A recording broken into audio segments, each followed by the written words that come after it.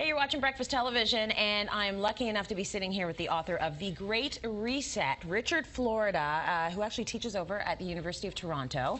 You've written this great book that I think can go a long way towards allaying a lot of fears about the economic problems we've been going through right across the world, I can say now, because we know it's hitting, Greece and a lot of European countries really hard right now.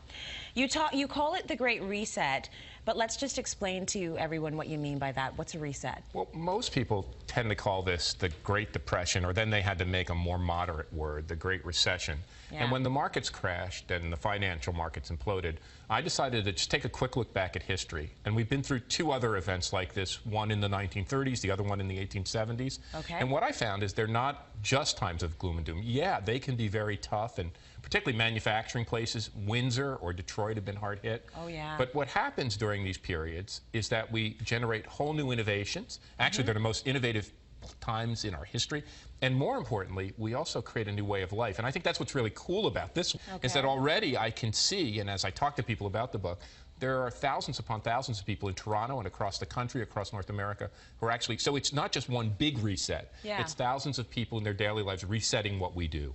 And people are basically being forced to be innovative within the constructs that we have now, because things are changing, right? Well, I think when credit's harder to get, right? Yeah. You can't, and especially in the U.S., here we're so lucky. If we want to buy a house, we can get a mortgage, and our banks are stable. We have all our money in Canadian banks, and we came from the United States. Yeah. But in the United States, if you try to get a loan, you can't. So what that means is that people have to be more frugal. Yes. They have to be smarter. So instead of buying that 4,000 square foot McMansion that they couldn't afford and the two SUVs, they're downsizing. Maybe they're renting a condo or buying a smaller condo. They're trading in a big car for a smaller car. They're using a zip car. So over time, all of the little changes in our daily life amount to a whole new way that we live. And that's what the reset is. It's inventing a new way of life which is more in tune with our times, better for us and better for our economy. So do you see a time then people are going to be thinking, I'm not going to live out in the suburbs anymore, I'm going to try and work close to where I live, people are going to sort of move into major urban centers in order to avoid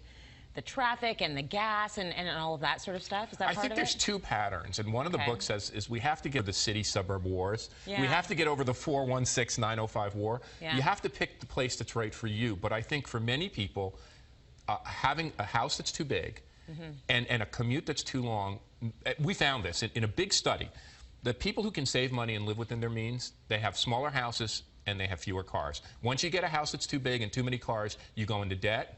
You get underwater, and your whole finances start to fall apart. So for many people, whether you're living in a suburb or an inner ring suburb or downtown, living closer to where you work, being able sometimes to take transit, or even one of the things is having the option of 60% of people said they would prefer to live in a walkable neighborhood. Yeah. So, and not depend on the car. That's not just a good thing because we're walking. Yeah, we're getting exercise, we're staying in shape. Yeah. But it's a good thing for the family pocketbook. Yeah. And as people are doing this, they're adjusting, some choosing suburbs, some choosing walkable inner city neighborhoods, but living within our means in a downturn. That's the way we reset our economy for a new round of prosperity. Okay, so you talked about the other two big resets, and just to sort of give people a point of reference, the 1870s industrialization. So we moved from the farm to the city. After the 1930s, we had sort of the post-depression era. People were moving into suburbs and separating from the city. Now, what are we going to have? Well, looking back in time, we compress time. Yeah. So if you're thinking about the 1870s, the markets crashed. Everybody was living in a farm. Right. They all then moved to cities like Toronto, or then in Detroit or Hamilton. We became an urban country. Yeah. In the 1930s, I tell this story of my father. My father was growing up in Newark, New Jersey, in an Italian ghetto, in a tenement apartment without plumbing. Yeah. He was 8 when the markets crashed. In 1960, he bought a house in a suburb. And he used to sit in the driveway and show me the lawn. He said, Rich, when I was a boy, this was a farm.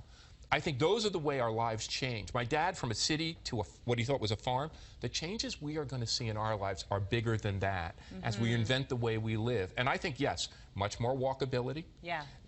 Whether it's a suburb, our suburbs are reinventing themselves as walkable communities around transit. We're going to see even bigger changes than we saw after the Depression and after the war today. Very cool, and good exciting changes. So Richard Florida, thank you so much for that, author of The Great Reset.